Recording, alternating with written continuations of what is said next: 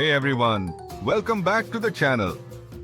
I'm Jafar, and today I'm diving into one of my favorite tools for building cool electronics, the Raspberry Pi. Whether you're into gaming, automation, or just love tinkering with tech, this tiny computer packs a serious punch. Stick around, because I'll walk you through what it is, how to set it up, and even show you how I'm using it to build my own custom game controller for Roblox. So first things first, what exactly is a Raspberry Pi? It's a single board computer roughly the size of a credit card, but don't let its size fool you. It can run a full operating system, connect to the internet, and control hardware through its GPIO pins. That means you can use it for everything from coding projects to robotics, home automation, and even retro gaming consoles. I'm using the Raspberry Pi 4, which has a quad-core processor, up to 8 GB of RAM, and built-in Wi-Fi and Bluetooth, perfect for wireless setups. Now let's talk setup.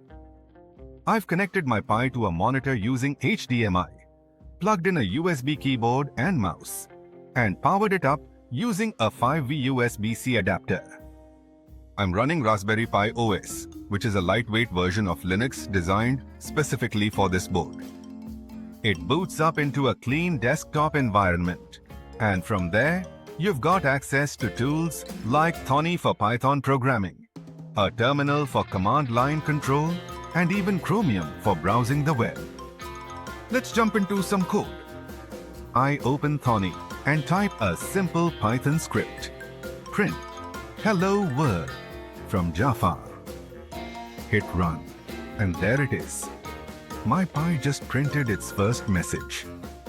This is the classic starting point, but it's also the gateway to much more. Python is powerful, and with libraries like GPIO0 or RPI GPIO, you can control LEDs, motors, sensors, and more. Speaking of hardware, let's wire up an LED.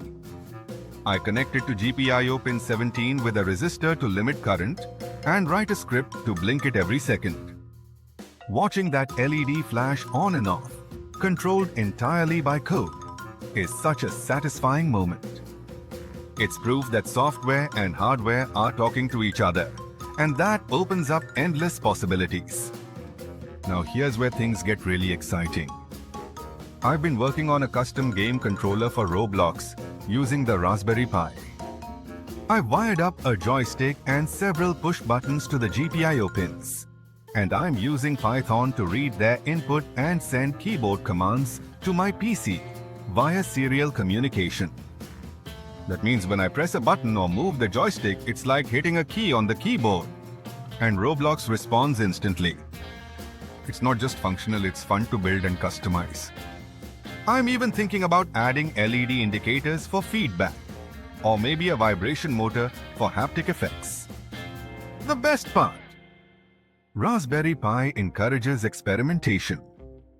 If something doesn't work, you troubleshoot, tweak the code, rewire the circuit, and learn by doing. That's how I approach every project: hands-on, step-by-step, and always curious. Whether you're building a weather station, a smart mirror, or a game controller like mine, the Pi gives you the tools to make it happen. So if you're just getting started, don't worry. You don't need to be an expert.